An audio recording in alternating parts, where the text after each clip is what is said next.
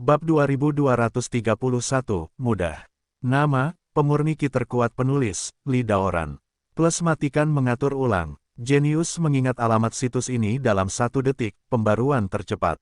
Tanpa iklan, Fang Yu berbalik, memandang pria di dalam sangkar, dan menyipitkan matanya. Pertama, saya tidak yakin apakah Anda benar-benar manusia. Kedua, meskipun kamu benar-benar ras manusia, aku tidak akan menyelamatkanmu.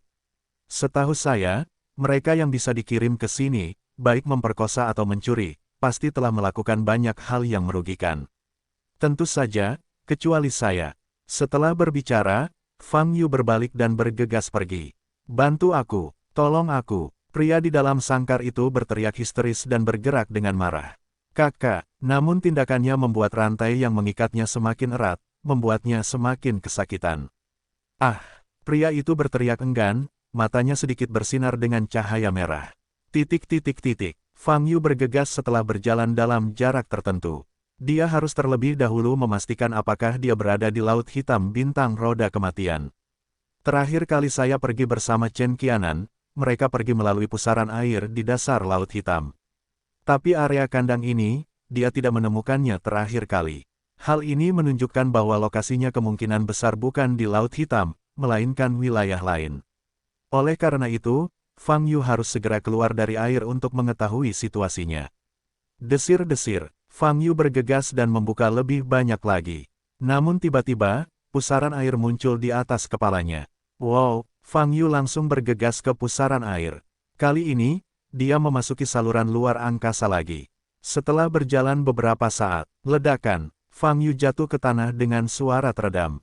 Ada dinding di semua sisi, dengan mural samar-samar tercetak di dinding. Di depan ada platform luas dengan obor menyala di kedua sisinya, memancarkan cahaya terang. Di peron lantai paling atas juga terdapat peron yang tinggi. Sesosok duduk di platform tinggi.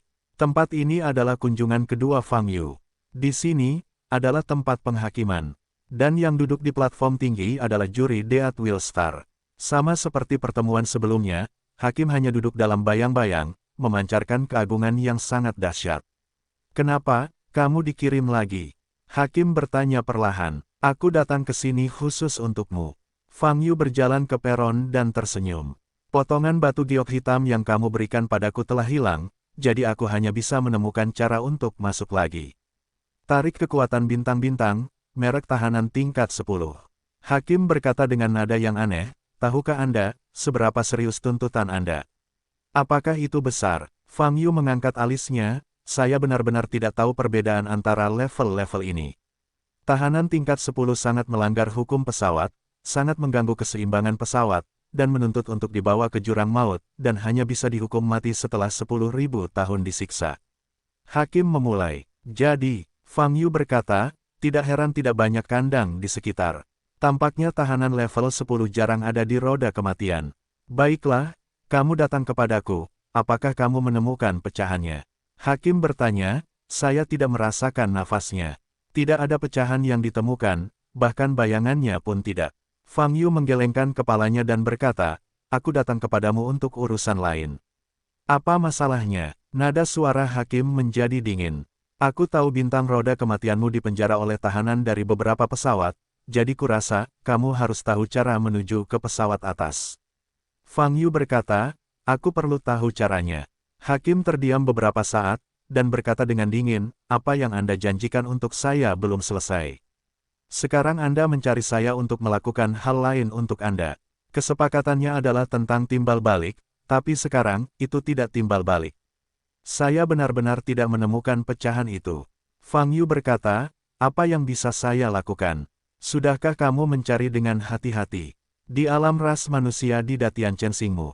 Hakim bertanya, sejujurnya, Fang Yu benar-benar tidak peduli dengan pecahan yang ingin ditemukan hakim, dan tidak pernah mencarinya dengan serius. Bukan janji yang terlewat, apalagi disengaja. Alasan utamanya adalah terlalu banyak hal mendesak yang terjadi selama masa Datian Chensing, dan dia hampir tidak dapat mengingat mencari pecahannya. Sebenarnya saya sudah menyadarinya, tapi saya belum mencarinya dengan cermat.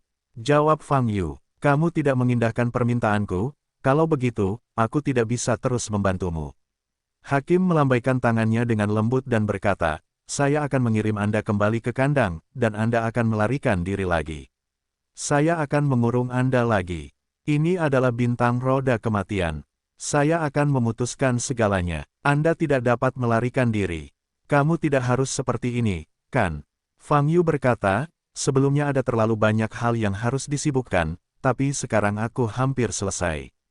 Jika Anda setuju untuk membantu saya pergi ke tingkat atas, saya akan kembali ke Datian Chensing dan mencari dengan hati-hati dan mencari karpet. Hakim kembali terdiam. Tetapi jika kamu tidak dapat menemukannya, kamu tidak dapat menyalahkanku, kata Fang Yu. Hakim tetap diam. Jangan dipikir-pikir, kamu mengunciku di sini, tidak ada artinya, dan sejujurnya, kamu tidak bisa menjebakku. Fang Yu berkata, tetapi kamu berjanji untuk membantu, dan kemudian saya dapat membantu Anda terus menemukan potongan. Kamu beruntung. Jika Anda dicap sebagai tahanan di atas tingkat 10, bahkan saya tidak bisa menyingkirkannya. Hakim berkata dengan dingin. Kesepakatan. Fang Yu mengangkat alisnya. Kamu harus mencariku dengan serius. Begitu kamu menemukannya, segera beritahu aku. Kata Hakim dengan dingin. Wow, kali ini Hakim melemparkan sepotong batu giok hitam lagi. Fang Yu mengambil alih batu giok hitam itu. Kali ini, jangan sampai hilang lagi. Jika tidak, aku pasti akan melakukan segala kemungkinan untuk membalasmu yang melewatkan janji temu. Kata Hakim. Oke, aku selalu mengatakan banyak hal, tapi kamu harus melakukan apa yang kamu janjikan padaku. Bisakah kamu mengirimku ke pesawat atas? Fang Yu menyipitkan mata. Mudah. Hakim menjawab dengan enteng, jika Anda dapat menemukan pecahannya untuk saya, Anda dapat pergi kemanapun Anda mau. Kalau begitu, itu kesepakatan. Fang Yu tersenyum. Di platform yang tinggi, Hakim dalam bayangan mengangkat tangannya. Saya ulangi, kali ini Anda harus, kata Hakim. Oke, sepertinya kamu sudah mengatakan sebelumnya bahwa pecahan itu kemungkinan besar akan muncul di alam ras manusia, kan? Fang Yu bertanya lagi. Ya, Hakim menjawab. Bagus. Fang Yu mengangguk. Bas. Saat Hakim melambaikan tangannya, Fang Yu hanya merasakan hawa dingin di bagian belakang lehernya. Tanda tahanan jelas telah dihapus. Oke. Kalau begitu kirim aku kembali ke Datian Chensing sekarang, kata Fang Yu. Hakim mengangkat tangan kanannya. Oh, tidak, aku bisa kembali sendiri, lebih cepat dari caramu. Fang Yu berkata tiba-tiba. Bayi, wow, Bebe melompat keluar, matanya bersinar. Tanda cincin muncul di depan Fang Yu. Bersiul, kemudian, satu orang dan satu anjing memasuki tanda lingkaran dan menghilang. Inkuisitor di platform tinggi tiba-tiba mengguncang tubuhnya ketika Bebe memadatkan tanda cincin itu. Lalu ia berdiri dalam bayang-bayang. Fang Yu dan Bebe telah pergi. Mungkinkah, si perampas langit? Bagaimana mungkin? Hakim bergumam pada dirinya sendiri. Dengan tidak percaya dengan cahaya merah samar di matanya. Fang Yu dan Bebe langsung kembali ke gerbang Yuhua. Selain itu, dia sedang terbang di langit berbintang dan waktu yang dibutuhkan untuk memasuki bintang roda kematian, tepat 1 hari telah berlalu. Setelah kembali ke gerbang Yuhua, Fang Yu bermeditasi di rumah kayu di belakang gunung. Selain tujuan awal, hasil perjalanan kali ini pun tidak sedikit. Setidaknya, dengan menyerap kekuatan bintang, basis budidaya Fang Yu menembus ke level 48.600.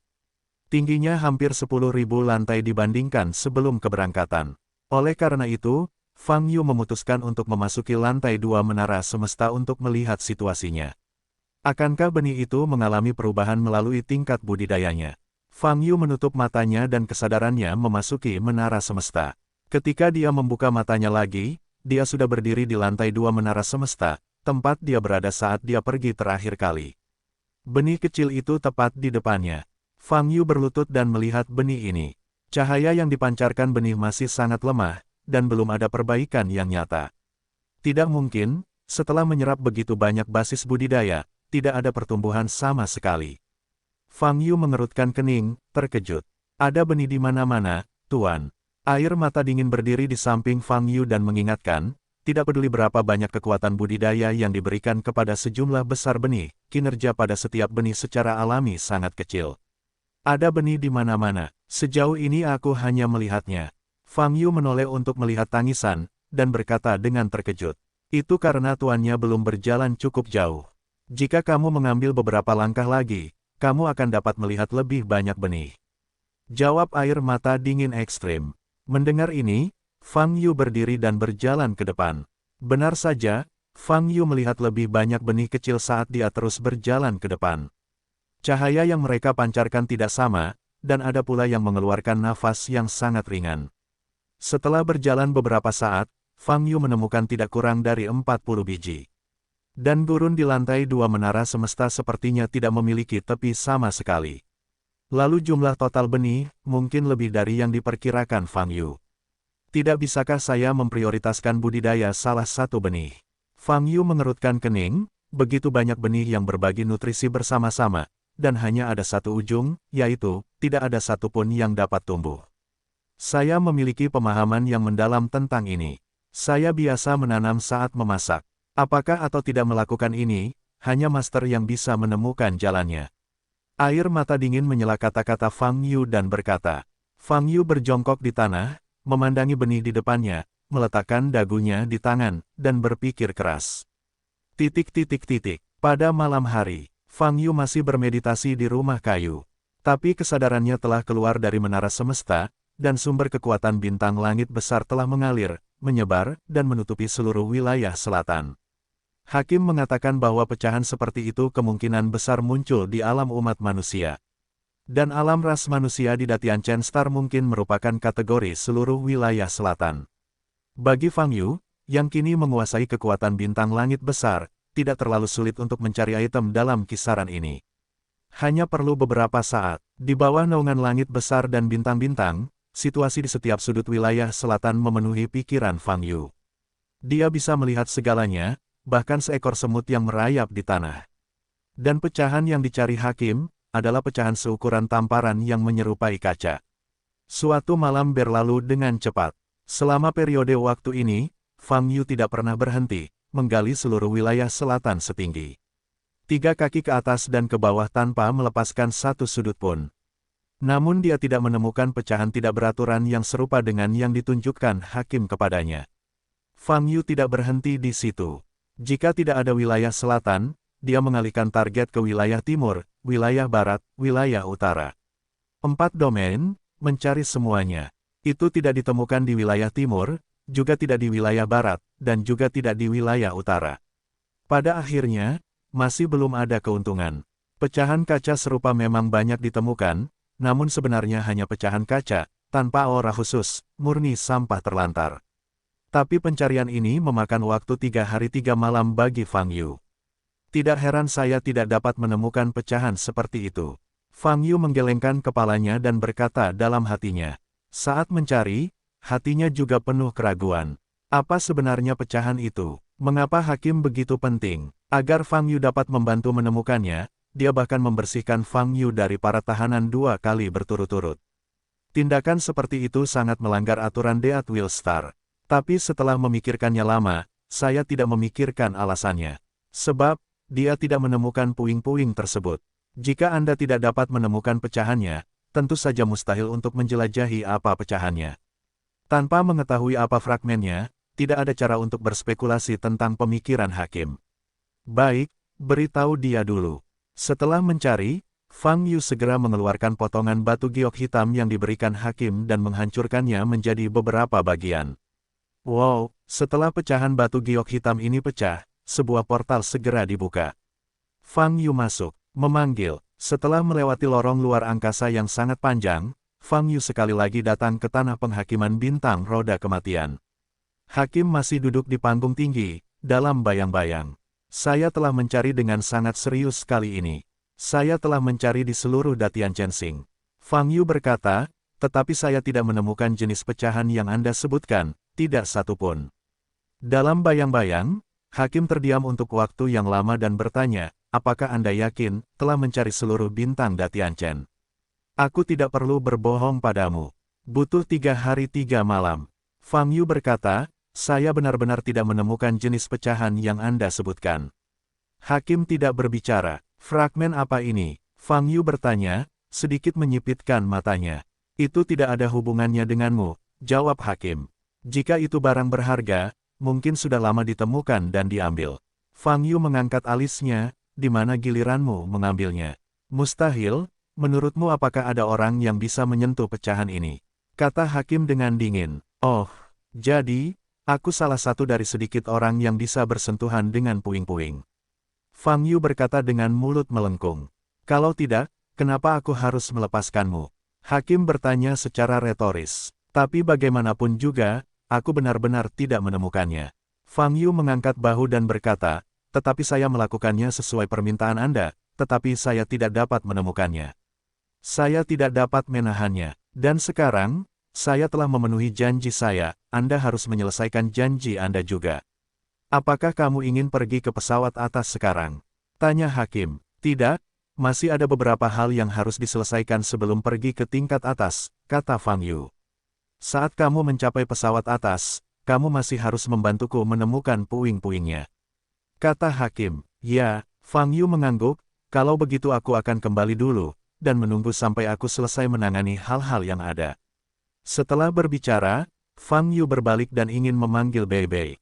Benar, tapi dia tiba-tiba teringat sesuatu dan menoleh ke arah hakim. Saya ingin tahu, tentang satu orang, kata Fang Yu.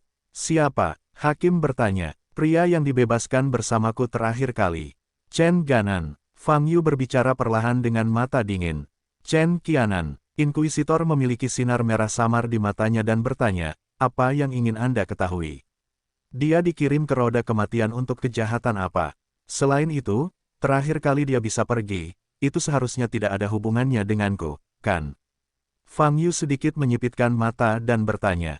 Fang Yu telah memikirkan dengan cermat situasi Chen Qianan.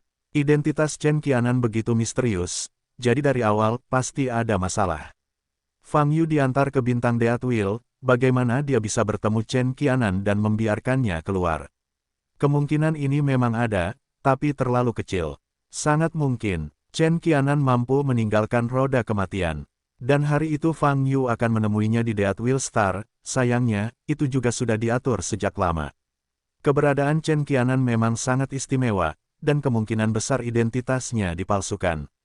Hakim menjawab, sejauh yang saya tahu, asal-usulnya sangat misterius. Adapun kejahatannya, tidak serius, hanya narapidana tingkat 6. Jadi dia memberiku perasaan bahwa, sepertimu kali ini, dia sengaja datang ke roda kematian. Saya sengaja datang ke bintang Deathwheel. Mata Fang Yu bergerak sedikit. Soal kenapa dia bisa pergi, aku tidak ikut campur. Hakim menjawab, tetapi saya dapat memberitahu Anda satu hal, Chen Qianan juga keluar dari kandang dan dipanggil ke tempat persidangan oleh saya. Bagaimana setelahnya? Fang Yu bertanya dengan sedikit keterkejutan di hatinya. Saya pikir, dia ingin melarikan diri dari roda kematian. Oleh karena itu, saya ingin meningkatkan level tahanannya dan menjebaknya di kandang dengan level yang lebih tinggi. Hakim berkata perlahan, tapi dia memberitahuku, dia tidak ingin lepas dari roda kematian, dia hanya ingin mengubah posisi sangkar. Mendengar ini, mata Fang Yu tampak heran. Dia memilih posisi dan meminta saya menguncinya di sana. Hakim melanjutkan, saat itu, saya juga ingin mengetahui alasan dia meminta perubahan posisi. Oleh karena itu, saya menyetujui permintaannya. Apa yang terjadi setelahnya adalah kamu dibawa ke dalam roda kematian dan menyelamatkannya dari sangkar dan muncul di hadapanku. Pada saat ini, Fang Yu hanya merasakan keterkejutan di matanya. Jika apa yang dikatakan hakim itu benar, maka situasinya mungkin akan sangat berbeda dari apa yang dia pikirkan. Chen Qianan berinisiatif untuk dibawa ke dalam roda kematian dan berhasil lolos dari sangkar, namun hanya meminta hakim untuk mengubah posisi sangkar. Setelah itu, Fang Yu juga dibawa ke Deathwheel Star, dan setelah keluar dari kandang, kebetulan dia berlari ke kandang tempat Chen Qianan berada. Namun, Fang Yu berjalan jauh tanpa tujuan setelah berhasil keluar dari kandangnya saat itu, lalu berhenti untuk mendengarkan perkusi Chen Qianan minta tolong, baru kemudian menemukan Chen Qianan dan menyelamatkannya. Dengan kata lain, lokasi yang dipilih Fang Yu pada saat itu sangat acak dan tidak dapat diprediksi. Tapi Chen Qianan berubah ke posisi yang sangat acak sebelumnya, tepat pada saat Fang Yu berhenti untuk mendengar suaranya dan menyelamatkannya. Bagaimana ini bisa terjadi? Fang Yu mengerutkan kening dan menggelengkan kepalanya, matanya penuh rasa tidak percaya. Setelah berpikir sejenak, dia menatap hakim dan bertanya, dari mana asalnya? Saya tidak peduli dengan identitas tahanan. Kalau soal roda kematian, dia adalah tahanan, dan tidak ada bedanya. Oleh karena itu, meskipun saya merasakan identitas misteriusnya, saya tidak mengejarnya. Saya bisa hanya memberitahumu bahwa dia berasal dari tingkat atas.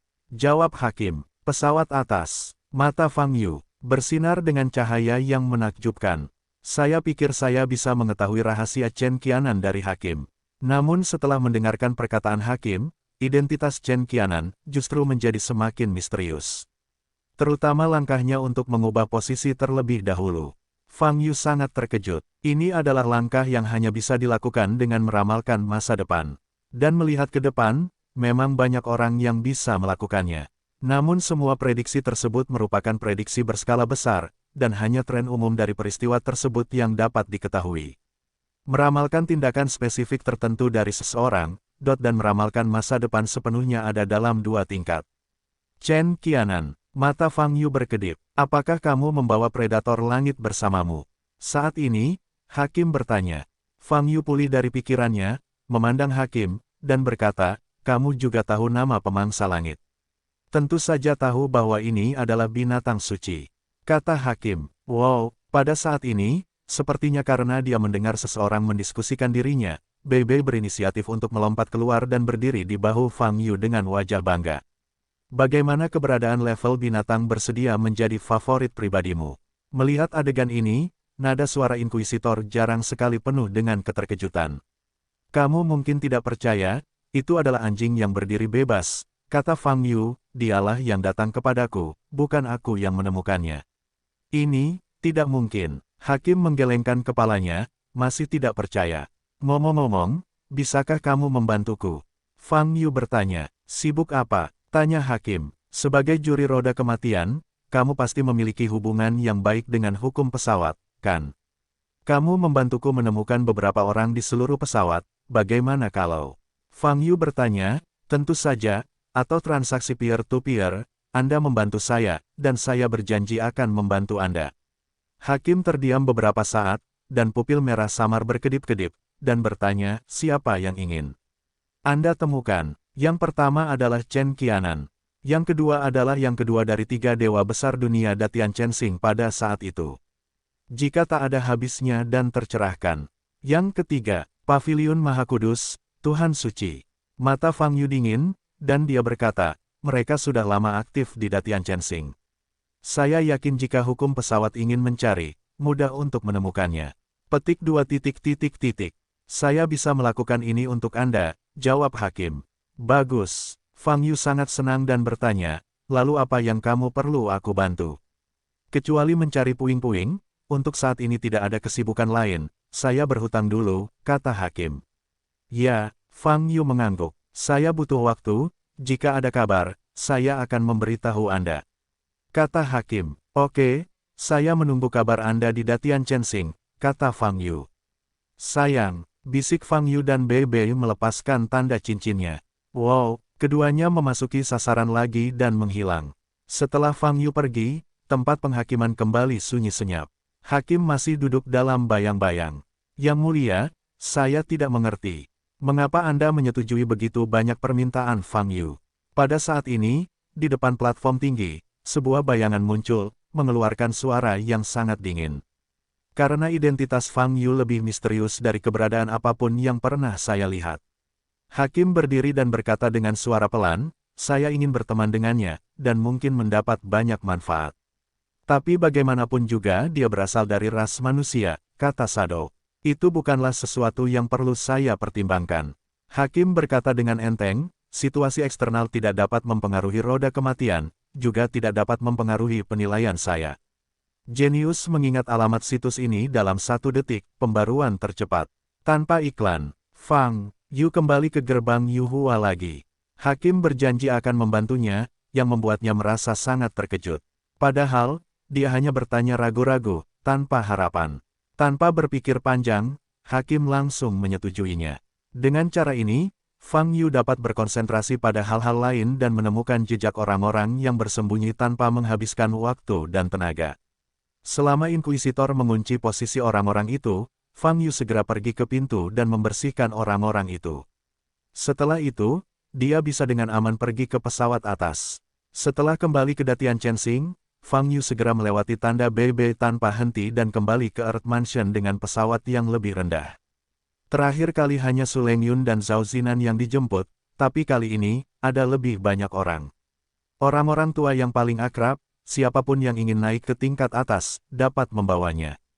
Karena lingkungan budidaya Datian Chensing memang lebih baik daripada bumi. Kalaupun bumi sudah mengalami pemulihan aura, masih jauh kalah dengan bidang atas. Ini adalah batasan pesawat dan tidak ada cara untuk mengubahnya. Di dalam mansion, atap bangunan utama. Bos, tentu saja aku bersedia mengikuti langkahmu dan pergi ke alam yang lebih tinggi bersama-sama. Seperti yang kamu tahu, kekagumanku padamu seperti sungai yang bergelombang. Setelah mendengar pertanyaan Fang Yu, Su Changge menjawab tanpa berpikir, dan mulai berbicara tanpa henti. Wajah Bairan di samping juga menunjukkan kegembiraan. Tapi aku harus memberitahumu bahwa pergi ke pesawat atas dengan cara ini berisiko, kata Fang Yu, itu mungkin diketahui oleh hukum pesawat dan dikirim ke Deathwheel Star. Di mana Deathwheel Star? Kedengarannya luar biasa, kata Su Changge. Sebuah planet yang terdiri dari sangkar, kata Fang Yu, makhluk biasa terkunci di dalamnya dan tidak bisa pergi selamanya. Ekspresi Su Changge berubah dan bertanya, kalau begitu kita menyelinap, berapa kemungkinan dikirim ke roda kematian? Sulit untuk mengatakannya, tetapi ketika saya mengirim Su Lengyun dan Zhao Zinan ke atas, tidak ada kecelakaan, kata Fang Yu. Kalau begitu, tidak apa-apa. Saya percaya bos, Su Changge berkata dengan penuh semangat. Fang Yu memandang Bairan. Saya tidak punya masalah, menurut saya, bidang atas. Bairan menjawab dengan tegas. Oke. Kalau begitu kalian berdua sudah bertekad.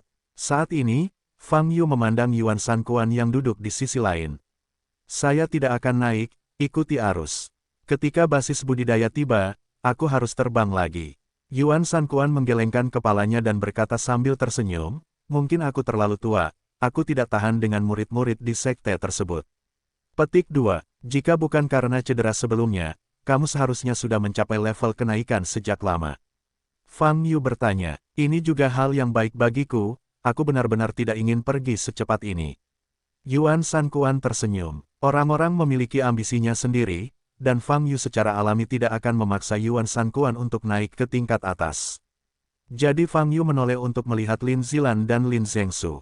Tuan Fang, keluarga Lin kami telah membuat keputusan untuk membiarkan Zilan mengikuti Anda ke tingkat atas. Lin Zhengsu berkata dengan ekspresi serius. Bagaimana denganmu? Fang Yu bertanya. Keluarga Lin masih membutuhkanku. Lin Zhengsu berkata, saya tidak bisa pergi dalam waktu singkat. Fang Yu memandang Lin Zilan. Mata Lin Zilan bersinar saat ini. Dia tidak banyak berpikir, tetapi tahu bahwa bisa mengikuti Fang Yu ke tingkat atas pasti akan meningkatkan kendonya. Akhirnya, Fang Yu melihat ke arah Ye Sengsui di belakang. Tuan Fang, Sister Win Chaim sudah naik. Rumah besar ini masih membutuhkan seseorang untuk mengurusnya, bukan? Ye Sengsui tersenyum. Sebenarnya, rumah besar ini tidak perlu seperti itu. Fang Yu berkata, selama kamu mau naik. Ye Sengsui berpikir sejenak dan menggelengkan kepalanya sedikit, biarkan saya tinggal di mansion untuk saat ini. Tuan Fang, jika tidak, Anda bahkan tidak memiliki kontak di bumi. Mendengar ini, mata Fang Yu bergerak sedikit, dan dia mengangguk, oke. Kalau begitu kamu akan tinggal di bumi untuk saat ini, dan aku akan mengantarmu nanti.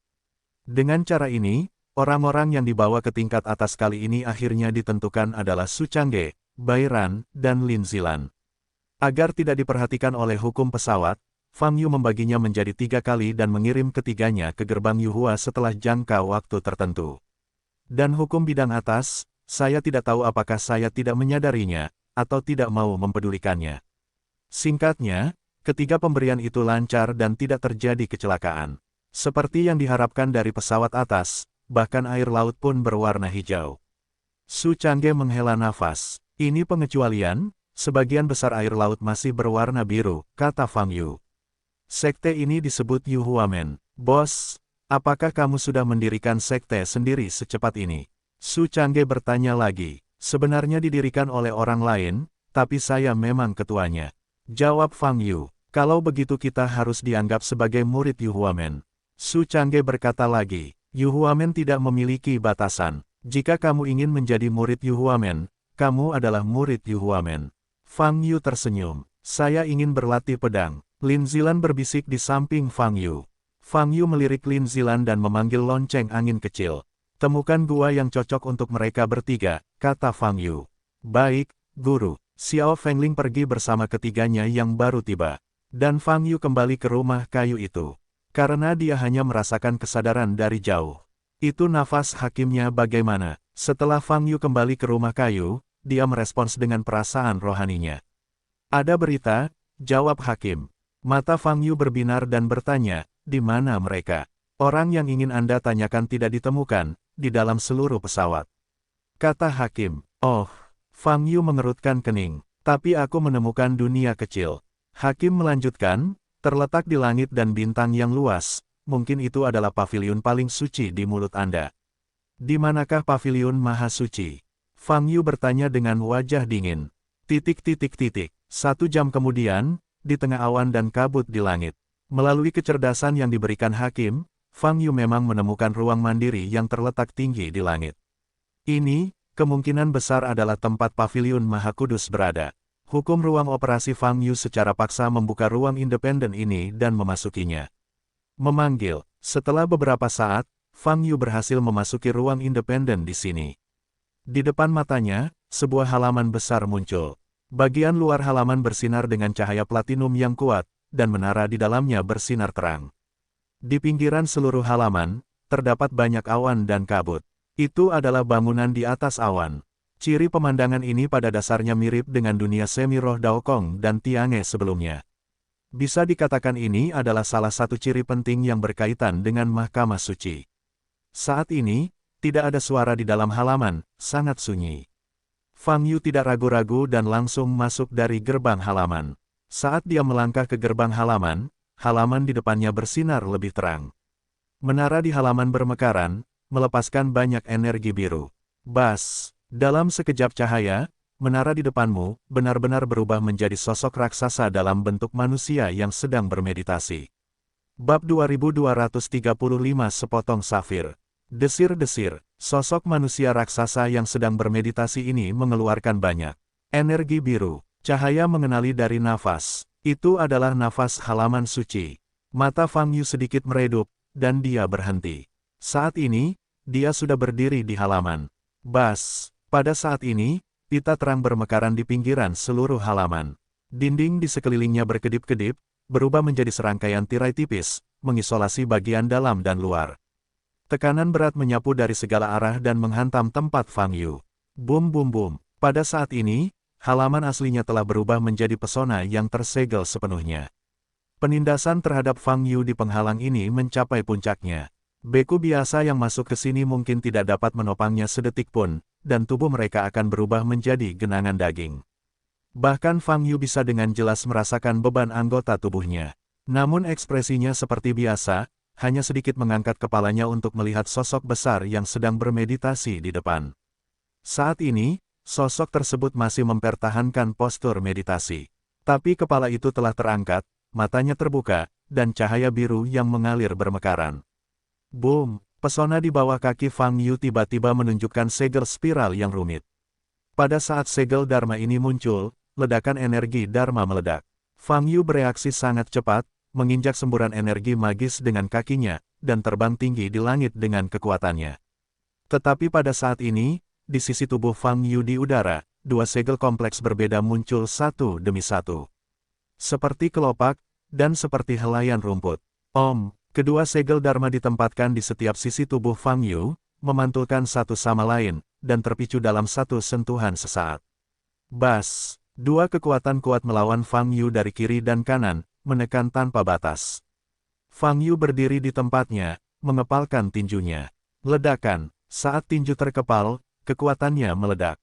Di hadapan kekuasaan absolut, kekuatan hukum yang datang dari kedua belah pihak tampak rentan terhadap pukulan, dan langsung dipatahkan. Wow, Fang Yu menendang kakinya dan bergegas ke depan. Tujuannya adalah sosok di depan orang yang terus-menerus memancarkan aura biru. Pada saat ini, sosok itu juga sedang menatap Fang Yu. Di wajah besar itu terlihat jelas ia sedang menyeringai lebar. Di saat yang sama, sosok itu mengangkat telapak tangan kirinya. Di telapak tangan kiri ini, ternyata itu adalah safir yang sangat besar. Bas, safir bersinar, mata Fang Yu berkedip, dan sosoknya berkedip. Pada saat yang sama, telapak tangan menyatu. Cahaya biru sedingin es dilepaskan dari kedua telapak tangan dan dengan cepat menutupi tubuh Fang Yu. Pada saat ini, sosok Fang Yu sangat jarang melepaskan cahaya biru es. Cahaya dari potongan safir itu masih berkedip-kedip, melepaskan kekuatan sihir yang mengerikan, seolah meledakkan seluruh pesona. Fang Yu bisa merasakan perluasan energi sihir yang tak terbatas di ruang angkasa. Jadi, telapak tangannya keluar. Kakak, kekuatan dingin yang ekstrim menyebar secara tiba-tiba, menutupi seluruh pesona. Dibandingkan dengan kekuatan dingin yang ekstrim, kekuatan hukum yang melonjak, kekuatan yang meroket dan paksaan tidak berada pada level yang sama. Kekuatan hawa dingin yang ekstrim menekan kekuatan sihir lain di luar angkasa.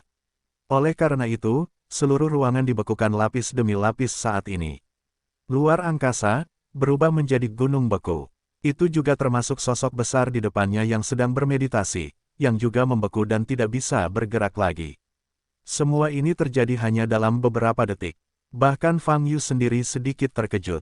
Jangan sampai cuek, nanti kamu kaget saat menggunakannya. Kemampuan air mata kriogenik telah berkembang hingga saat ini. Jika kombinasi Li Huo dan Chaos Fire mewakili kehancuran tertinggi, maka kemampuan kriogenik Thirst adalah mengontrol waktu dan ruang tanpa membayar harganya, membekukan segalanya dan membekukan segalanya, dan menghentikan segalanya. Wow, Fang Yu bergegas ke depan sosok itu. Ledakan, Fang Yu memotong dengan telapak tangan, dan kekuatan mengerikan menebas lengan kiri sosok itu. Seluruh lengan kiri terpotong dari siku dan terjatuh. Safir di telapak tangannya masih memancarkan cahaya, dan dia bisa merasakan energi sihir yang mengerikan melonjak di dalam. Namun di bawah air mata yang sedingin es, undang-undang ini tidak dapat dilepaskan.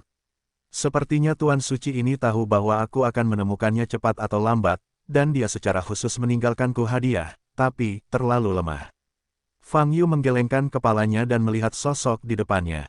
Saat ini, dari luar, sosok tersebut sebenarnya bukanlah wujud manusia seutuhnya. Ia tidak bermeditasi sama sekali. Sebaliknya, ia tidak memiliki tubuh bagian bawah, hanya satu tubuh bagian atas yang ditarik dari tanah. Sedangkan di tanahnya terdapat daun teratai berwarna hijau. Dulunya dalam keadaan berputar, namun sekarang membeku dan tidak bisa bergerak. Wow, Fang Yu terbang ke telapak tangan yang patah dan melepaskan safir yang masih bersinar.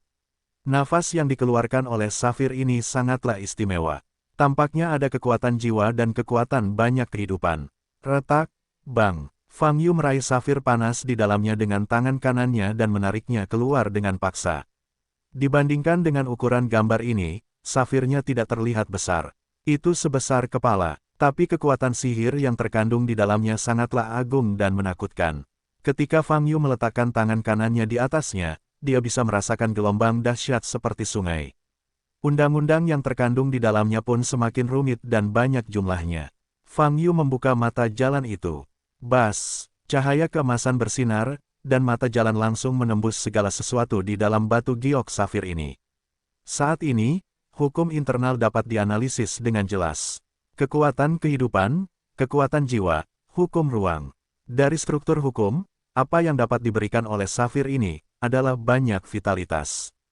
Gunakan kekuatan kehidupan untuk memobilisasi daging dan darah yang telah disiapkan untuk membentuk kembali daging, dan menggunakan kekuatan jiwa sebagai sumber konsumsi terus-menerus. Proses ini adalah proses membentuk kembali daging tanpa batas. Fang Yu langsung teringat adegan di mana Holy Lord akan muncul kembali setiap kali dia mati saat dia bertarung dengan Holy Lord. Jelas sekali, dia mengandalkan sepotong safir seperti itu. Aku meninggalkan boneka seperti itu di sini lagi kali ini, dan juga menggunakan safir untuk itu. Apakah kamu ingin membuang waktuku lagi? Fang Yu menyipitkan mata sedikit, dan seringai muncul di sudut mulutnya. Tapi boneka ini kurang bagus, begitu cepat memperlihatkan kartu haulnya. Struktur safir ini memang cukup bagus. Sayangnya di dalamnya banyak suasana suaka, dan nafas seperti ini tidak bisa diserap. Oleh karena itu, bagi Fang Yu, safir ini tidak berguna. Karena tidak ada gunanya maka hancurkan. Fang Yu meraih safir itu dengan tangan kanannya dan menggenggamnya erat-erat. Kakak, Sejumlah besar retakan muncul di permukaan safir. Ledakan. Pada akhirnya, karena tidak mampu menahan kekuatan Fang Yu, dia hancur berkeping-keping. Ledakan. Hukum yang terdapat pada batu safir dapat meledak dalam jumlah besar sehingga menimbulkan sensasi di seluruh ruang. Pesona di sekitarnya, sosok raksasa di depannya, runtuh dan menghilang. Berdiri di tempat, Fang Yu merasakan getaran keras di seluruh ruangan, ekspresinya seperti biasa. Sejujurnya, jika boneka di depannya tidak mengangkat telapak tangan kirinya dan memperlihatkan potongan safirnya, pasti tidak akan mati secepat itu. Jenius mengingat alamat situs ini dalam 1 detik, pembaruan tercepat. Tanpa iklan, boom, seluruh ruangan runtuh, dan segala sesuatu di ruangan itu menghilang dengan cepat. Fang Yu tidak terburu-buru mencari petunjuk yang mungkin tersisa di pavilion Zisheng. Karena dia tahu karena Holy Lord punya waktu untuk meninggalkan boneka seperti itu, dia juga harus punya waktu untuk menghapus semua petunjuk berharga. Alasan tinggal di sini mungkin murni untuk memerankan Fang Yu demi mendapatkan keuntungan psikologis. Bas, Fang Yu hendak meninggalkan ruang yang runtuh ini, tetapi seberkas cahaya muncul tidak jauh di depannya. Benar saja, masih di sini. Fang Yu sedikit menyipitkan mata dan berhenti. Cahaya di depan perlahan mengembun menjadi kepala. Wajahnya tidak memiliki panca indera, dia adalah manusia tak berwajah. Yang mulia, Fang Yu, apakah kamu menyukai hadiah yang kutinggalkan untukmu? Holy Lord bertanya sambil tersenyum. Itu tidak buruk, itu hanya sedikit bodoh, dan itu menunjukkan kartunya sekaligus. Fang Yu berkata dengan ringan, bahkan IQ-nya serendah milikmu, yang benar-benar mengejutkanku. Hehe, jika kamu bisa merasa bahagia jika direndahkan dengan kata-kata, silakan lakukan. Holy Lord tertawa dan berkata dengan nada tenang, tetapi saya masih harus memberitahu Anda bahwa saya meninggalkan surat wasiat ini dan tidak ingin menjadi benar. Anda menyebabkan kerugian besar, hanya untuk memberitahu Anda sebuah fakta. Fang Yu sedikit menyipitkan matanya. Sepotong batu giok yang berasal dari ribuan asal, kamu harus melihatnya, dan menghancurkannya. Guru suci melanjutkan, dan itulah yang ingin saya tunjukkan. Inilah yang memungkinkan Anda menyusun kembali tubuh Anda tanpa batas, kata Fang Yu. Ya, selain itu, saya masih memiliki ratusan ribu yuan dalam batu giok asal 1000 ini. Guru suci menyeringai, dan setiap bagian dapat membuat klon, dan setiap klon dapat sama seperti terakhir kali menghabiskan pikiranmu. Klonmu telah aku pukul sebagai karung pasir, tapi pikiranku termakan. Fang Yu membuka matanya lebar-lebar dan mengangkat alisnya.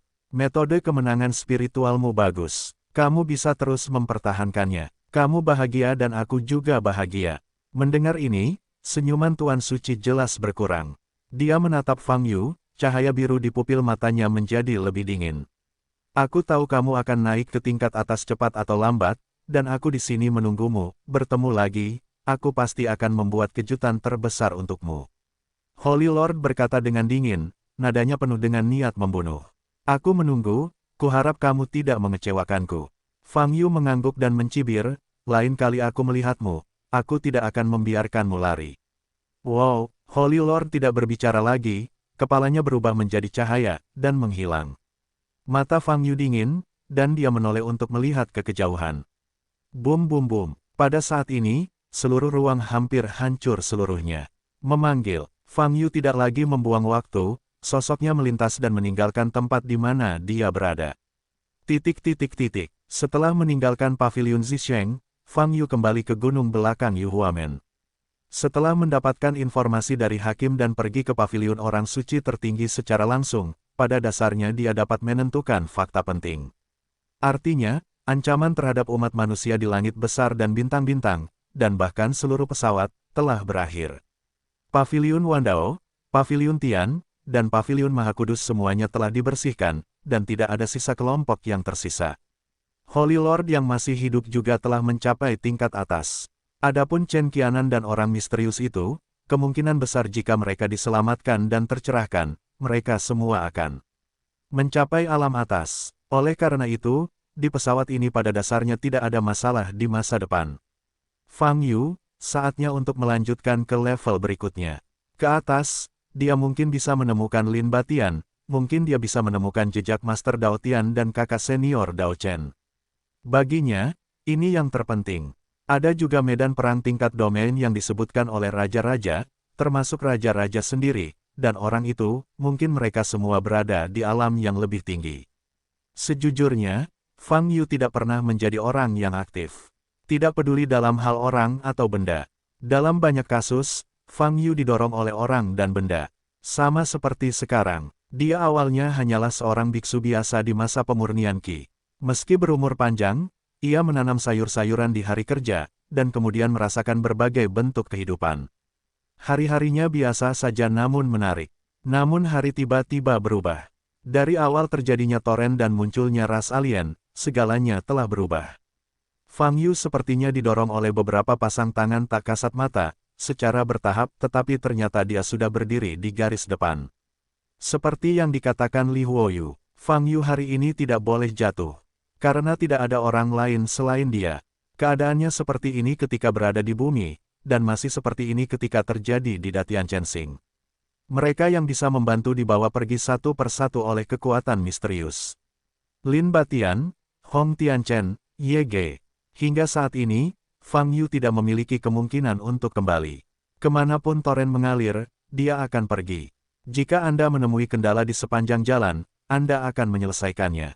Dalam kebanyakan kasus, orang hanya akan bergerak maju ketika jalan terlihat jelas, jika tidak maka jalan akan mudah terjatuh. Namun bagi Fang Yu, situasinya sebaliknya. Matanya gelap, tapi dia hanya bisa mengetahui jalannya dengan terus maju. Perasaan ini sangat buruk, tapi tidak mungkin. Jika saya naik ke alam atas, adakah cara untuk kembali ke sini, atau ke bumi dengan alam yang lebih rendah? Fang Yu bertanya dalam hati. Objek pertanyaannya tentu saja adalah Li Huojade dan Extreme Culters. Jika kamu bisa kembali ke bumi sekarang, tentu akan ada cara untuk kembali ke sini di masa depan. Li Huoyu berkata dengan ringan, kecuali kamu gagal, kamu akan mati di tengah jalan. Sulit untuk mengatakannya, saya tidak tahu apa yang ada di atas. Jawab Fang Yu, Tuan, level selanjutnya sangat berbeda dari dua pesawat yang Anda alami sekarang. Pada saat ini, Cry-Cryters berkata, level selanjutnya adalah level yang sangat besar. Dihadapi, oh, bagaimana menurutmu? Fang Yu bertanya dengan tatapan sedikit dingin di matanya. Pesawat tempat bumi berada pada tingkat yang paling rendah, dan dapat dianggap sebagai bidang yang ditinggalkan. Cryogenic-ters berkata, dan yang sekarang berada di tingkat kedua, yang dianggap sebagai bidang transisi. Tuannya telah meninggalkan bintang langit besar di bidang kedua, dan pergi ke kawasan bintang lain. Anda seharusnya mengetahui, di bidang ini, sebagian besar kawasan bintang tidak memiliki kehidupan, hanya kawasan yang baru terbentuk. Bintang-bintang yang datang keluar, itu benar. Fang Yu mengangguk, saat ini, saya hanya tahu bahwa hari terakhir datang dari ladang bintang dengan makhluk hidup. Saya khawatir ladang tak berujung lainnya harus dijarah di mana-mana untuk mengetahui. Tidak banyak, kalau tidak mereka akan melakukannya, tidak dapat mengalihkan pandangan mereka ke langit dan bintang terbesar dengan begitu cepat. Menangis air mata berkata, ini adalah pilihan yang paling tidak berdaya. Jadi, Fang Yu tiba-tiba menyadari, aku terkejut sebelumnya, bahkan jika paviliun suci tertinggi telah menghasut, alam tanpa akhir. Seharusnya tidak begitu ceroboh. Lagi pula, Lao Hong masih ada di sana pada saat itu, mereka sedikit masuk akal, dan bukankah seharusnya saya dengan mudah menerima kata-kata dari paviliun orang suci tertinggi dan menuding langsung ke Datian Chensing. Bab 2237 Bidang Paralel. Bidang transisi umumnya perlahan tumbuh menjadi bidang perantara, dan akhirnya tumbuh menjadi bidang tingkat tinggi, yaitu bidang besar yang saya sebutkan sebelumnya. Tangisan air mata terus berlanjut, sehingga bidang transisi hanya sedikit lebih tinggi dari bidang yang lebih rendah. Lalu mengapa kali ini Anda terbang dari bidang transisi ke bidang yang lebih besar secara langsung? Fang Yu bertanya-tanya, Tuan, dalam kognisi Anda, bidang-bidang itu tampaknya berlapis-lapis, terus-menerus naik, seperti struktur menara semesta, bukan? Air mata menangis malah bertanya, bukan begitu, teruslah terbang ke atas, lalu capai level tertinggi, tanya Fang Yu. Dalam arti tertentu, kognisi Anda juga benar, tetapi jika Anda lebih intuitif, sebenarnya hanya ada 3 bidang dari atas ke bawah. Thirst of Extreme Cold menjelaskan, pesawat pertama semuanya adalah bidang tingkat rendah. Termasuk tanah terbengkalai. Tingkat kedua adalah bidang menengah, termasuk bidang transisi. Tingkat ketiga adalah bidang tinggi, yaitu bidang besar. Petik 2. Hanya ada 3 pesawat, lalu aku naik satu tingkat lebih tinggi, apakah itu puncaknya? Fang Yu mengangkat alisnya. Kalau kategori pesawat ya, karena pesawat itu hanya punya 3 tingkat yang arah vertikalnya. Jawab air mata kriogenik. Karena hanya ada 3 lantai, pesawat perantara yang kamu sebutkan. Fang Yu mengerutkan kening. Setiap tingkat memiliki bidang paralel. The Cryogenics menambahkan, misalnya, bidang tempat bumi berada, yang dianggap sebagai tempat sepi, adalah salah satu dari sekian banyak bidang tingkat rendah. Bidang transisi tempat bintang langit besar berada. Wajah juga merupakan salah satu dari sekian banyak pesawat perantara di level ini. Paralel, jadi, masih banyak pesawat di level bawah. Fang Yu bertanya dengan heran. Ya, ada banyak bidang paralel, tapi itu tidak penting. Crying terus berkata, hanya pesawat yang berhubungan dengan master yang perlu ditangani. Lalu satu tingkat lagi, bidang besar yang kamu sebutkan, ada berapa bidang sejajar? Fang Yu bertanya, setahu saya, memang ada bidang-bidang sejajar di tingkat ketiga, tapi jumlahnya sangat kecil, mungkin kurang dari jumlah telapak tangan, atau mungkin hanya ada satu bidang besar, jawab. Itu dia, mata Fang Yu membelalak, masih mencerna sejumlah besar informasi yang diberikan kepadanya dengan menangis. Informasi ini sebagian besar membalikkan asumsi Fang Yu sebelumnya. Dia awalnya mengira ada banyak lapisan di pesawat, dan dia membutuhkannya untuk naik lapis demi lapis. Tapi baru sekarang saya tahu kalau pesawat itu aslinya hanya memiliki 3 lapisan. Sebenarnya persepsi Anda, yang ditempatkan sejak lama, mungkin tidak salah. Saat ini, Li Huoyu tiba-tiba berbicara lagi. Oh, mata Fang Yu sedikit bersinar. Dalam ingatanku, salah satu masterku sepertinya telah mempelajari informasi yang relevan, dan akhirnya sampai pada kesimpulan bahwa seluruh bidang telah dikompresi. Li Huoyu berkata, awalnya lebih dari 3 tingkat, tetapi setelah kompresi, hanya tersisa 3 lantai. Siapa tuanmu? Bagaimana kamu sampai pada kesimpulan ini? Pernahkah kamu mengatakan mengapa pesawat itu terkompresi? Fang Yu bertanya, ingatan masa lalu menjadi semakin kabur bagiku. Aku tidak dapat mengingat siapa pemiliknya, dan 2 pertanyaan lainnya tidak dapat dijawab.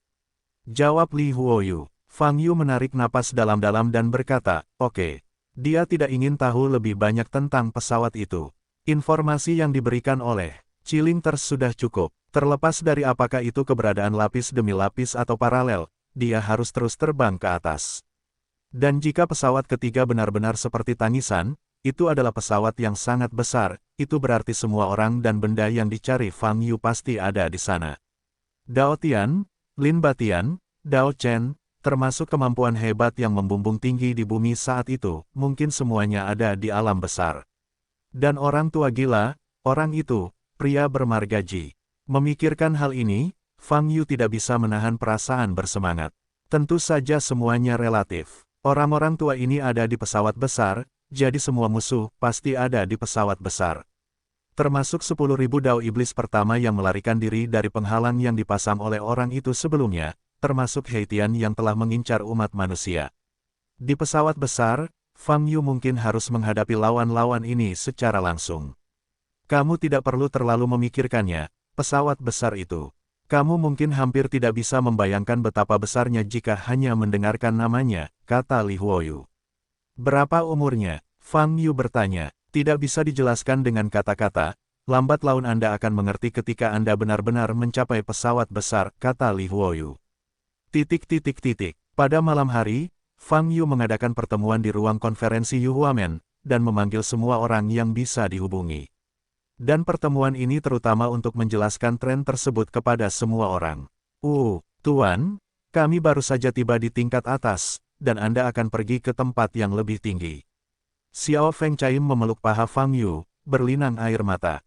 Jika aku teguh pada pendirianku, aku akan segera membesarkanmu, seperti kali ini. Fang Yu berjanji, ya, tapi saat kita naik, kamu akan pergi ke tempat yang lebih tinggi lagi, kata Xiao Fengling dengan air mata berlinang.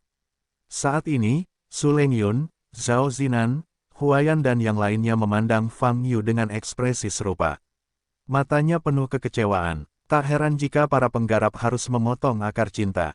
Fang Yu menghela nafas dalam hatinya, mengusap kepala Xiao Feng Chaim, dan berkata, "Tidak, level atas adalah level teratas. Aku hanya ingin melanjutkan. Kamu tidak dapat menemukan lubang saat kamu terbang." Petik 2. Benar-benar, Xiao Feng berpadu bertanya. Benar-benar, Fang Yu mengangguk. Setelah itu, dia melihat orang-orang di sekitar dan mengulanginya lagi, "Saya tidak tahu aliran waktu di atas dan di sini, tapi saya berjanji ketika saya sampai di puncak, saya akan menemukan cara untuk membuka saluran itu secepatnya, mungkin dan temukan jalan kembali ke sini." "Bos, kami semua percaya padamu." Mata Su Changge memerah, dan berkata, "Energi spiritual di sini sangat kuat. Saat kamu kembali lagi nanti, aku pasti sudah berlatih ke Deng Xianlen. Aku akan pergi ke puncak bersamamu." Negeri dongeng yang sebenarnya, bagian atas pesawat belum tentu disebut negeri dongeng.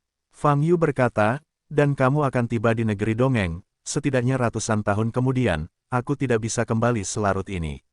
"Bos, kamu tidak percaya pada bakatku." Su Changge memegangi dadanya, tampak tidak senang. "Apa yang kamu bicarakan?" Tatapan kepala itu seperti obor, dan kamu bisa mengenal orang secara sekilas. Sebagai salah satu murid pertama dari Sekte Yuhua, aku sudah memahaminya. "Mungkin kamu masih belum tahu banyak tentangnya," itu, kata Su Jialu. "Apa, saat aku bersama bos, kamu masih belum tahu harus bermain di mana di lumpur?" Melihat seseorang mengancam posisinya sebagai kepala pelayan, wajah Su Changge berubah drastis, dan dia langsung membantah. Pertengkaran di antara mereka berdua membuat suasana berat yang asli menjadi sedikit lebih aktif. Fang Yu memukul setrika saat masih panas, dan mengatur personel. Untuk Yu Huamen, kepalanya masih dipegang oleh Huaixu. Meskipun ranah Huaixu saat ini relatif rendah, Fang Yu tahu. Huaixu pasti akan menjadi salah satu yang terbaik di masa depan. Jenius mengingat alamat situs ini dalam 1 detik, pembaruan tercepat. Tanpa iklan, adapun wakil kepala, para tetua dan sejenisnya, Bai Ran, Huayan, Su Lengyun dan lainnya ditahan masing-masing. Setelah pertemuan itu, Fang Yu kembali ke gunung belakang sendirian. Night Song, disegel dengan kekuatan dingin yang ekstrim, dan Chen Ye, yang kemudian dibekukan dengan cara yang sama olehnya. Keduanya ditelan oleh kekuatan sebab dan akibat. Saat ini, Fang Yu tidak punya cara untuk menyelamatkan mereka. Hanya ketika Anda mencapai pesawat besar, kekuatan Anda sendiri terus meningkat, dan Anda dapat menguasai lebih banyak hukum, barulah Anda memiliki peluang. Untuk menghindari berbagai kecelakaan yang tidak terduga, Fang Yu tidak bisa langsung membawa Ye Ge dan Chen Ye ke pesawat besar. Oleh karena itu, dia menempatkan segel Ye Ge dan Chen Ye di ruang independen yang dibuka oleh gerbang Yuhua. Hanya dia yang bisa membuka ruang mandiri ini. Ketika Fang Yu memiliki cara untuk menghilangkan sebab dan akibat, dia akan kembali untuk menyelamatkan Ye Ge dan Chen Ye. Selain itu, jika berbicara tentang hukum, kita harus menyebutkan pohon hukum Necrosfere. Eksistensi yang sangat langka seperti ini, jika ditinggalkan begitu saja, akan menjadi kekerasan. Oleh karena itu, sebelum menuju ke pesawat besar, Fang Yu memutuskan untuk pergi ke bawah pohon hukum terlebih dahulu dan memahami semua hukum. Wow, saat ini, bayangan indah terbang dari kejauhan. Mata Fang Yu bergerak sedikit, melihat sosok ini. "Itu adalah Huayan. Sebenarnya aku sangat ingin pergi bersamamu, tapi aku tahu aku pasti akan menahanmu, dan identitasku." Huayan sedikit menundukkan kepalanya dan berkata dengan lembut, "Aku akan kembali dan menjemputmu di masa depan." Fang Yu tersenyum, "Selain itu, simbiosis antara kamu dan adikmu. Aku tidak bisa memikirkan cara untuk memisahkannya untuk saat ini. Aku hanya bisa melakukan ini dulu. Segel saja adikmu." Tidak ada. Dengan kekuatan 10.000 cara, mustahil baginya untuk melepaskan diri dari lapisan segel. Dia telah menerima nasibnya. Huayan tersenyum pahit, dia sekarang memohon untuk mati. "Kalau begitu kamu tidak bisa membuatnya sukses," kata Fang Yu. "Yah, dia tidak akan berhasil." Huayan mengangguk. "Ngomong-ngomong, aku harus pergi ke bawah pohon peraturan untuk memahami aturannya. Apakah kamu ingin pergi bersama?" Fang Yu berkata, "Setelah memahami peraturannya, saya akan pergi." Petik 2. "Oke, aku pergi." Huayan terkejut sejenak, dan segera menjawab. Sebenarnya, dia tidak ingin memahami hukum, tetapi hanya ingin mengulur lebih banyak waktu dengan Fang Yu. Oleh karena itu, keduanya melewati tanda Beibei dan sampai ke kolam terdalam di Necropolis, di bawah pohon hukum. Anjing, yang telah diselamatkan oleh Beibei sebelumnya, berbaring lagi di tepi kolam, terlihat malas. Beibei terbang dan pergi menggertak anjing hitam besar itu lagi. Fang Yu bermeditasi di tempat, sementara Huaiyan duduk di samping. Tempat Necropolis sangat berarti bagi Huaiyan. Lin Mao, yang dulunya mirip Fang Yu, jatuh ke sini dalam ingatannya. Jika Fang Yu tidak mengatakan yang sebenarnya, Huaiyan masih akan menyalahkan diri sendiri dan merasa bersalah hari ini. Ngomong-ngomong, jika kamu melihat Lin Batian di atas sana, kamu harus memberitahunya bahwa adiknya pasti akan memberinya pelajaran untuk mengatakan kebohongan besar padanya. Huaiyan memandang Fang Yu, berpura-pura marah. Tenang, aku berjanji akan menghajarnya untukmu. Fang Yu tersenyum, dia pasti akan membayar harganya. Itu bagus. Huaiyan mengangguk dan menjawab dengan puas. Dengan cara ini, keduanya bermeditasi di bawah pohon hukum. Fang Yu memejamkan mata, memahami semua hukum di pohon hukum. Huaiyan tidak begitu perhatian lagi, diam-diam melihat profil Fang Yu dari waktu ke waktu. Tidak banyak kepastian mengenai perjalanan kultivasi. Fang Yu pergi kali ini, berapa lama untuk kembali? Setelah kembali, apakah dia masih di sana tidak diketahui. Hargai saat ini, hargai saat ini. Inilah yang dipikirkan Huaiyan saat ini. Fang Yu memejamkan mata, memahami hukum satu demi satu dengan kecepatan yang sangat cepat. Pada pohon hukum terdapat 3.622 hukum. Fang Yu telah memahami ratusan dao sebelumnya, hanya sekitar 1/10. Oleh karena itu, dibutuhkan banyak waktu untuk memahami semua hukum. 1 bulan, 2 bulan, 3 bulan. Kecepatan pemahaman selanjutnya semakin cepat. Pada bulan keempat, Fang Yu telah memahami semua hukum. Saat ini, seluruh tubuhnya bersinar dengan cahaya aneh. Fang Yu membuka matanya, pupil matanya transparan, memancarkan cahaya yang menakutkan. Apakah kamu sudah selesai? Huaiyan tidak jauh. Dia sudah lama melepaskan pemahamannya, tetapi melindungi Fang Yu dari samping. Melihat keadaan Fang Yu, ekspresinya gembira sekaligus sedih. Dia tahu bahwa begitu Fang Yu memahami semua peraturan, Fang Yu akan pergi. Yah, berapa lama aku menggunakannya? Fang Yu bertanya. 4 bulan, jawab Huaiyan. Sudah lama sekali. Fang Yu berdiri dan menggerakkan otot dan tulangnya. Setelah memahami pohon hukum, dia harus benar-benar pergi ke alam besar. Sudah waktunya untuk mengucapkan selamat tinggal. Fang Yu berkata pada Huaiyan, sampai nanti. Yah, kuharap kamu baik-baik saja. Huaiyan tidak banyak bicara. Apa yang harus dikatakan sudah dikatakan sebelumnya, dan tidak perlu mengatakannya lagi. Fang Yu memandang Huaiyan dan mengangguk dengan lembut. Lalu, dia menelepon Beibei. Beibei melatih anjing hitam besar itu beberapa kata lagi sebelum kembali ke tubuh Fang Yu. Bas, Beibei merilis tanda cincin. Tanda ini, lokasi menuju, adalah tempat penghakiman. Fang Yu telah bernegosiasi dengan hakim sebelumnya. Setelah Anda siap, Anda akan pergi ke tempat penghakiman dan menuju ke pesawat besar. Hilang. Sebelum memasuki tanda cincin, Fang Yu melambai ke Huaiyan. Huaiyan menggigit bibir merahnya, melambaikan tangannya, dan berbisik, kita akan bertemu lagi. Keciut, Fang Yu dan Beibei memasuki tanda lingkaran dan menghilang di depan mata Huaiyan. Kita pasti akan bertemu lagi, dan aku akan berusaha sebaik mungkin untuk menyusulmu. Huaiyan berdiri di tempatnya, matanya tegas. Bintang roda kematian, tempat penghakiman. Apakah kamu siap? Hakim di platform tinggi memandang Fang Yu yang datang dan bertanya. Siap, ayo pergi. Jawab Fang Yu. Oke, aku akan mengirimmu ke pesawat atas.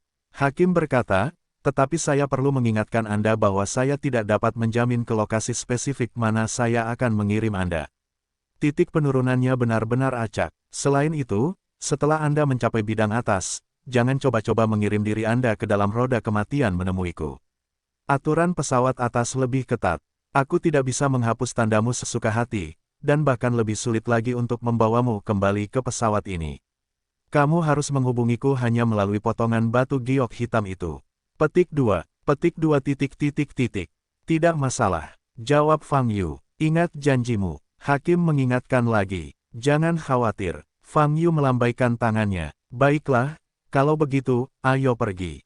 Hakim melambaikan tangan kanannya. Desir, di atas kepala Fang Yu, pusaran air besar muncul, mengeluarkan hisapan mengerikan yang belum pernah terjadi sebelumnya. Ini adalah portal melintasi pesawat, tempat hukum yang saling terkait dan kekuatan ruang yang berputar cukup untuk menghancurkan makhluk hidup.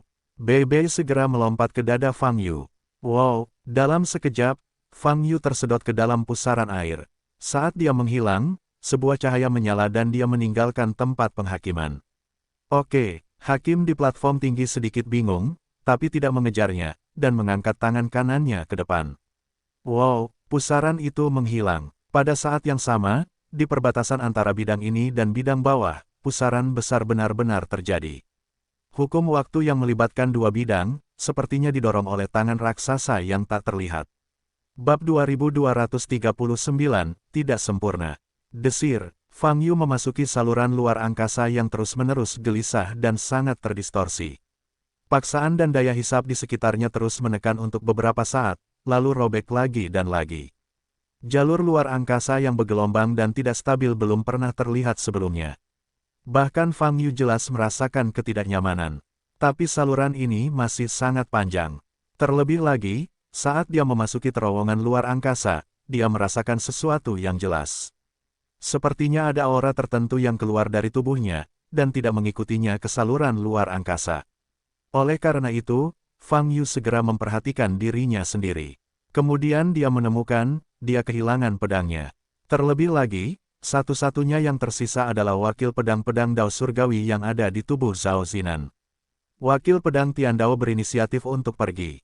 Mengapa demikian? Karena waktunya belum tiba. Li Huoyu menjawab keraguan Fang Yu. Pedang itu perlu diangkat. Pedang utama surga diangkat oleh tubuh roh Daomu. Sedangkan untuk pedang kedua, diangkat dalam sebuah wadah. Dengan kata lain, wakil pedang mengambil inisiatif untuk kembali ke tubuh Zhao Zinan. Fang Yu bertanya dengan mata sedikit bergerak.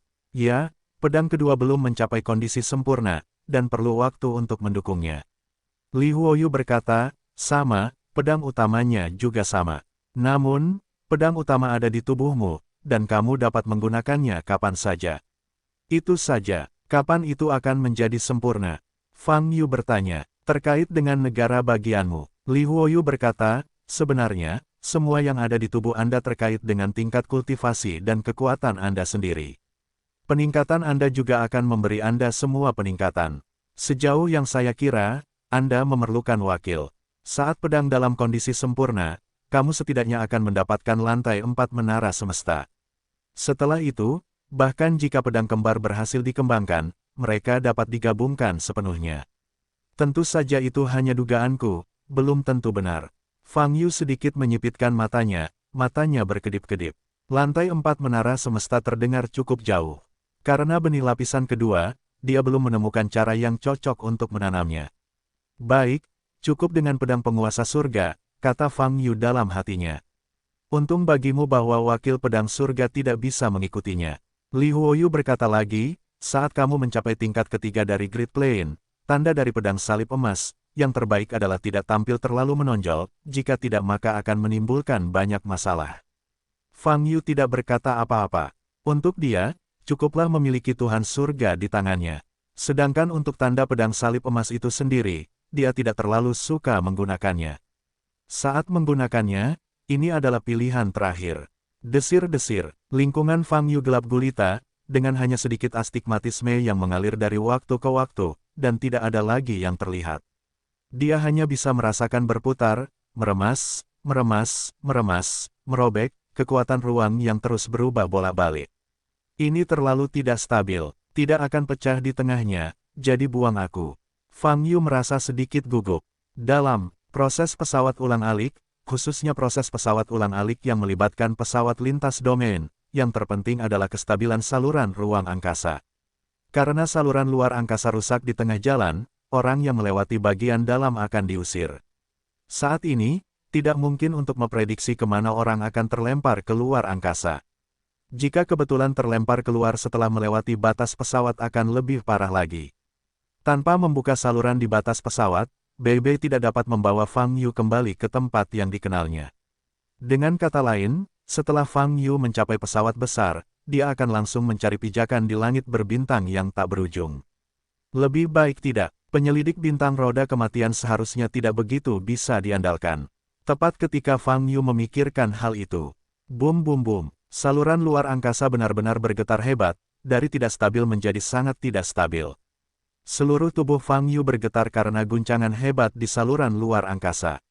Di saluran luar angkasa yang bergerak cepat, yang terbaik adalah tidak mengerahkan kekuatan apapun untuk menjaga keseimbangan Anda. Karena pelepasan kekuatan sekecil apapun dapat merusak keseimbangan batas saluran luar angkasa, yang menyebabkan runtuhnya saluran tersebut. Oleh karena itu, semakin banyak saluran luar angkasa berguncang, semakin banyak Fang Yu yang harus menahan napas, dan bahkan anggota tubuhnya harus dekat dengan tubuhnya, berusaha untuk tidak menimbulkan perlawanan apapun. Bum bum bum, guncangan saluran luar angkasa terus meningkat dan menjadi lebih intens. Ketika mencapai titik kritis tertentu, Fang Yu merasa saluran luar angkasa akan runtuh dan siap. Boom, swish swish. Tapi saya tidak menyangka setelah mencapai titik kritis itu, guncangannya menjadi lebih ringan dan berangsur-angsur kembali normal. Bahkan paksaan dan gaya tarik yang selalu ada dan terus berubah pun lenyap. Saluran luar angkasa menjadi tidak terhalang. Sepertinya kamu telah melewati bagian jalan yang paling sulit. Apakah itu batas pesawat? Fang Yu sedikit menyipitkan mata, berpikir. Di saat yang sama, suasana hatinya menjadi sedikit bersemangat. Setelah kenaikan terakhir, dia tidak tahu banyak tentang kenaikan itu sendiri. Namun ketika dia mengira bahwa pesawat yang dia tuju sekarang adalah yang teratas dari 3 lapisan, dan disebut pesawat besar, dia tetap menantikannya. Karena di dalam pesawat besar, dia harus mendapat kesempatan untuk bertemu dengan orang-orang yang belum pernah dia lihat sebelumnya. Kemampuan hebat yang telah melonjak ribuan tahun sebelum dia, orang tua. Sekarang, dia benar-benar mengejar ketinggalan tetapi keberadaannya masih menjadi masalah besar. Fang Yu berharap bisa langsung terjun ke bidang bintang yang lebih besar. Dengan cara ini, dia dapat memperoleh informasi yang relevan dengan lebih baik dan memperoleh lebih banyak informasi intelijen. Bahkan saya bertemu langsung dengan beberapa orang tua, dan yang paling ditakuti adalah jatuh ke sudut terpencil di mana burung tidak buang air besar. Namun, Fang Yu bahkan tidak memikirkannya. Tidak ada yang tahu di mana pintu keluar dari jalur spasial ini. Ia harus mengakui nasibnya meski ia benar-benar jatuh ke tempat di mana burung itu tidak buang air besar. Tuan, Anda harus bersiap. Banyak situasi di pesawat besar yang mungkin melebihi pengetahuan Anda sebelumnya. Cryogenic berkata, di pesawat ini, keberadaan hukum pesawat akan sangat lemah, hampir tidak peduli apapun yang terjadi. Aku sudah menduga ini. Medan perang tingkat domain yang ditunjukkan Raja Will kepadaku di awal sudah mencerminkan gaya pesawat ini. Fang Yu menjawab, pesawat besar pasti berbeda dengan ketenangan dan ketenangan di pesawat bawah.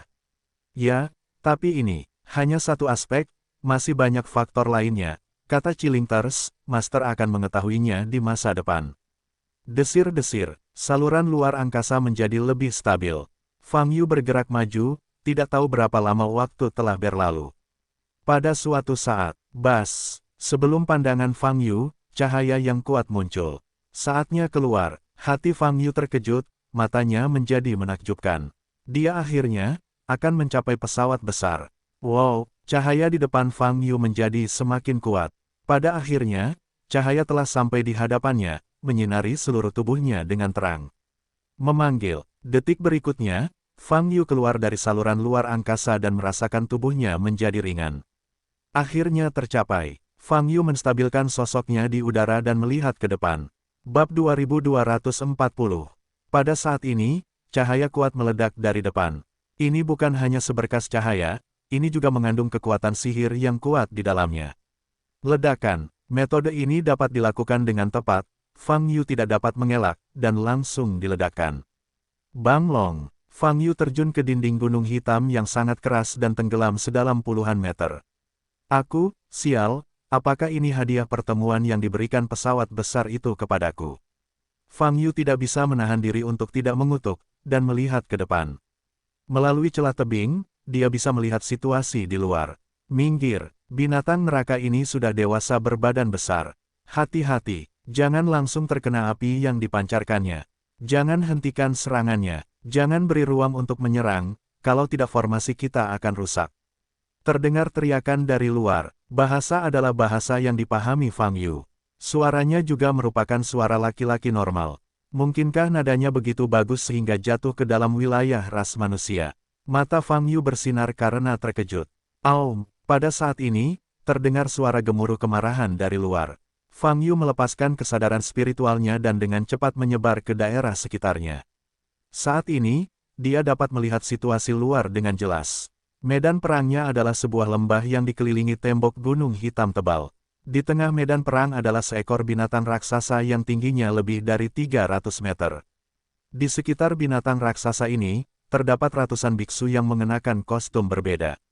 Ketika mereka melepaskan basis kultivasi mereka, alam mereka berada di atas dan di bawah alam pencerahan, dan yang terkuat juga berada di luar alam biasa.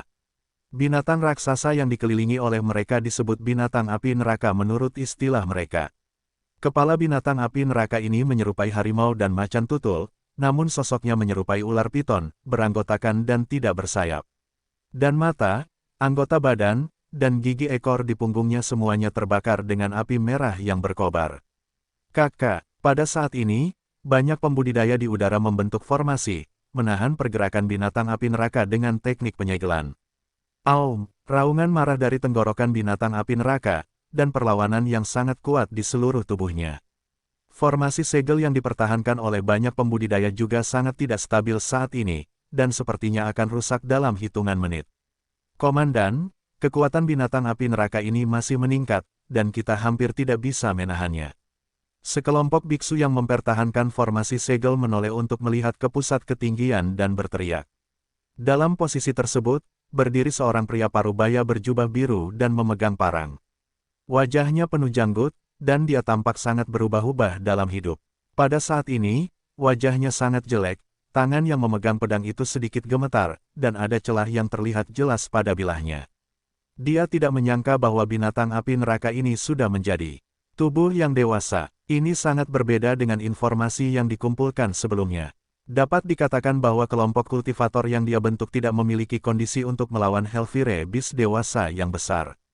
Hingga saat ini, kelompok biksu telah mengorbankan beberapa orang. Jika kebuntuan ini terus berlanjut, akan semakin banyak orang yang mati. Dan kekuatan binatang api neraka ini jelas masih dalam kondisi meningkat.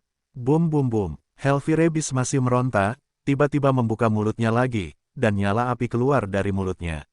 Apa? Kedua biksu di arah ini langsung ditelan oleh nyala api ini, tubuh mereka berubah menjadi minuman bersoda di udara dan menghilang. Kehilangan dua biksu lagi yang mempertahankan arai segel mengalami fluktuasi yang besar. Aum, binatang api neraka itu menggeram ke langit, dan seluruh tubuhnya terbakar api. Pada saat ini, nafasnya meledak.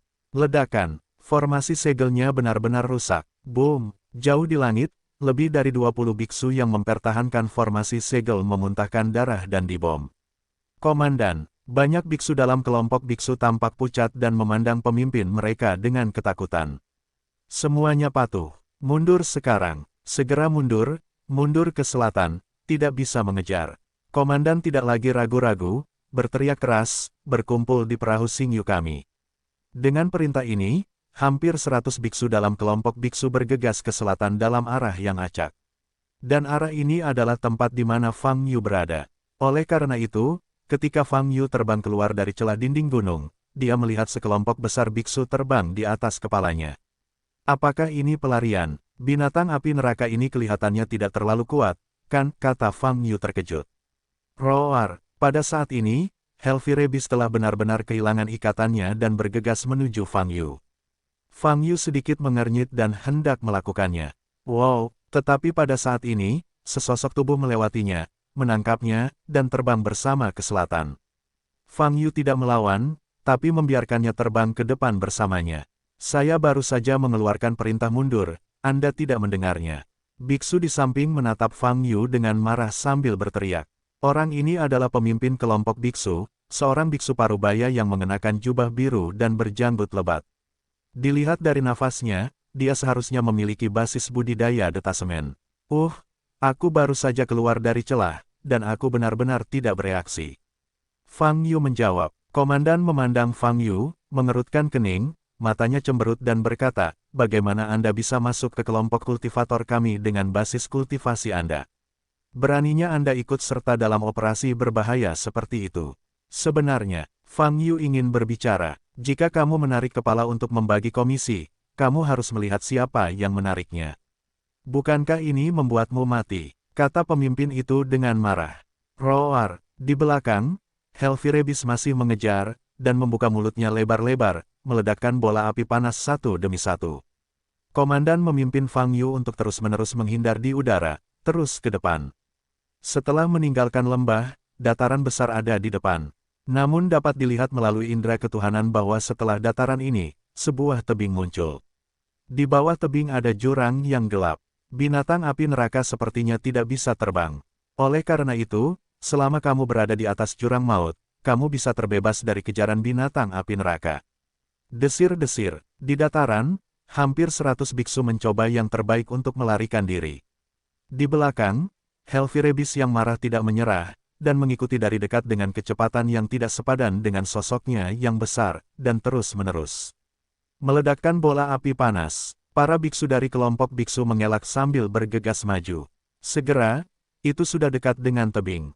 Wow, biksu yang lebih cepat telah terbang melewati jurang yang dalam. Basis budidaya komandan sangat tinggi, dan bahkan dengan Fang Yu, dia dengan cepat terbang di atas jurang. Namun di belakang, masih ada selusin pembudidaya yang berlari lebih lambat, dan mereka telah ditangkap oleh binatang api neraka. Komandan mengutuk, dan Fang Yu berkata, Xing Yuzu ada di depanmu, pergilah sendiri.